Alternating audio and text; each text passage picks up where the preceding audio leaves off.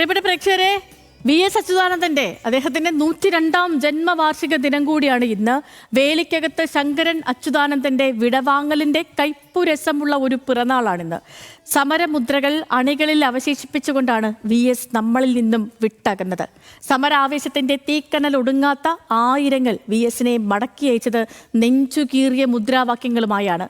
പുന്നപ്രയിലെ വലിയ ചുടുകാട്ടിൽ ഒരു സമരാഗ്നിയായി വി.എസ്. അവസാനിച്ചതിനു ശേഷമുള്ള ആദ്യ ജന്മവാർഷികം മുൻപെങ്ങുമില്ലാത്ത ഒരു നോവ് പകരുന്നുണ്ട് മലയാളികളിൽ.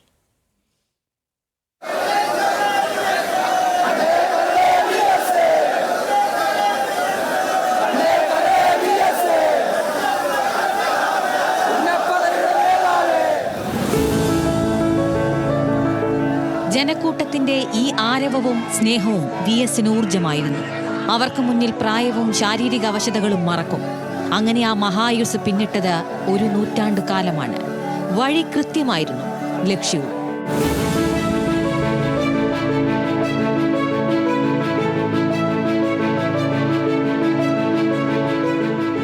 അടിസ്ഥാന വർഗത്തിന് വേണ്ടി ജീവിച്ച് അതിന്റെ എല്ലാ പ്രയാസങ്ങളും ഏറ്റുവാങ്ങി അനുഭവങ്ങളുടെ തീച്ചൂളയിലൂടെ കടന്നുവന്ന മനുഷ്യനാണ് വി.എസ്.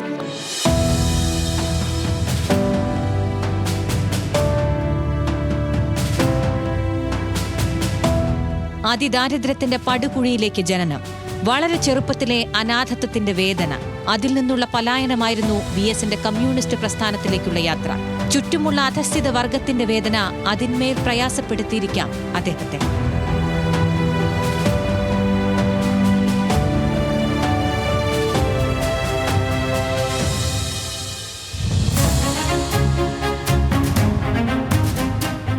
ആയിരത്തി 1938 കൃഷ്ണപിള്ളയാണ് വി.എസിലെ സമരാഗ്നിയെ തിരിച്ചറിയുന്നത്. കൃഷ്ണപിള്ള വിശ്വസിച്ചേൽപ്പിച്ച കുട്ടനാടൻ ദൗത്യം മുതൽ ഇങ്ങോട്ട് ആശരണരുടെ അവകാശ പോരാട്ടങ്ങൾക്കായി തൊഴിലാളികളെ സജ്ജരാക്കി. കമ്മ്യൂണിസത്തിലേക്ക് ആ ജീവിതം പരിപൂർണമായും ജ്ഞാനസ്നാനപ്പെട്ടു. അടിസ്ഥാന മനുഷ്യരുടെ പ്രശ്നങ്ങളിലും ഭൂപ്രശ്നങ്ങളിലും സ്ത്രീകളുടെ പ്രശ്നങ്ങളിലും ഒരു വിളിക്കിപ്പുറം വി.എസ്. ഉണ്ടായിരുന്നു. അത് പരിശോധിക്കാം എന്ന വാക്കുണ്ടായിരുന്നു, പാഴ്വാക്കല്ലാത്ത ഉറപ്പ്. വി.എസ്. മലയും കാടും കയറി ജനങ്ങളിലേക്ക് ചെന്നു. വയലേലകളിലെ തൊഴിൽശാലകളിലെ സംഘർഷ ഭൂമികയിലേക്ക് നടന്നുകയറി. ആൾക്കൂട്ടങ്ങളോട് അവരുടെ ശൈലിയിൽ മിണ്ടിപ്പറഞ്ഞു. ഒരു രക്ഷക ബിംബത്തെ പോലെ വി.എസ്. നിലകൊണ്ടു. മിച്ചഭൂമി സമരത്തിലും നെൽവയൽ സംരക്ഷണ സമരത്തിലും കാടും മലയും കയ്യേറിയ ഇടങ്ങളിലെല്ലാം വി.എസ്. എത്തി. ജുഡീഷ്യറി ഉപയോഗപ്പെടുത്തി നീതിക്കായി പോരാടി. അധികാരത്തിലിരിക്കുമ്പോഴും അല്ലാത്തപ്പോഴും വി.എസ്. നിതാന്ത സമരമായി. കൊച്ചി മെട്രോയുടെ കാര്യത്തിലും ഇൻഫോ പാർക്കിന് തുണയായ ജാഗ്രതയിലും കൊച്ചിക്ക് കുതിപ്പേകിയതിന്റെ ആദ്യ പടികളുമെല്ലാം വി.എസ്. കാലത്താണ്.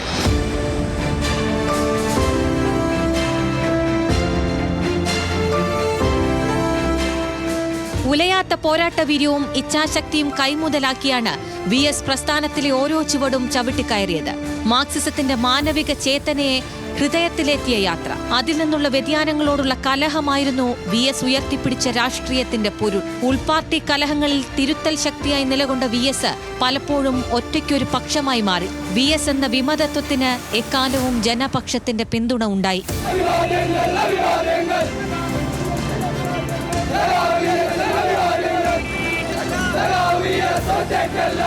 കാർക്കശ്യപട്ടം ചാർത്തപ്പെട്ടിരുന്നു വി.എസിന്റെ ചുമലിൽ പലപ്പോഴായി. അത് പക്ഷേ മനുഷ്യപ്പറ്റിന്റെ വിട്ടുവീഴ്ചകളില്ലാത്ത കാർക്കശ്യമായിരുന്നു. 102 വയസ്സുവരെയുള്ള വി.എസ്. കാലം നിരാലംബരായ മനുഷ്യരുടെ ഒരു അഭയ കേന്ദ്രത്തിന്റെ നിലനിൽപ്പ് തന്നെയായിരുന്നു. അത് അവസാനിച്ചത് 2025 ജൂലൈ 21-നാണ്.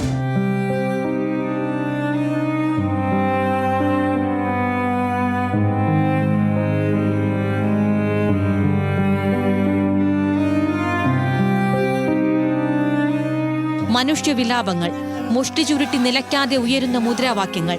കേരളം ഒന്നാകെ ആ അന്ത്യയാത്രയെ പിന്തുടർന്നു. സങ്കടമുറഞ്ഞ മനസ്സുമായി പണി കഴിഞ്ഞ് വിയർപ്പാറാതെ തൊഴിലാളികൾ, വയോധികർ, അച്ഛനമ്മമാരുടെ തോളിലേറി കുഞ്ഞു മുഷ്ടി ചുരുട്ടി കണ്ണേ കരളെ വി.എസ്. എന്ന് ഏറ്റുവിളിക്കുന്ന കുഞ്ഞുങ്ങൾ. അങ്ങനെ വഴിയരികിലെല്ലാം വി.എസിനെ കാണാനെത്തിയവർ മനുഷ്യക്കടലായി. പോരാളികൾക്ക് മാത്രം ജനങ്ങൾ നൽകുന്ന യാത്രാമൊഴി. ആഹാരമില്ലായ്മയായിരുന്നു ഒരിക്കലെന്റെ ആരോഗ്യം. അണികളുടെ സഖാവേ എന്നൊരു വിളി അന്നും ഇന്നും എന്റെ വയറ് നിറയ്ക്കുമെന്നൊരിക്കൽ വി.എസ്. പറഞ്ഞിട്ടുണ്ട്. വി.എസിന്റെ ഉള്ളം നിറച്ചു തന്നെയാണ് ജനങ്ങൾ മടക്കയാത്ര നൽകിയത്.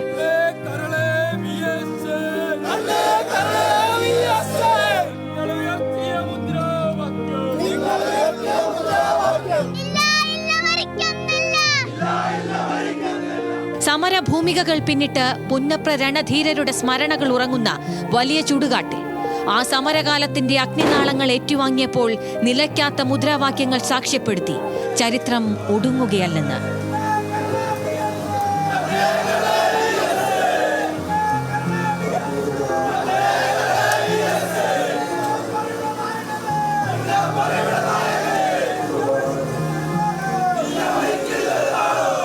News desk, news Malayalam.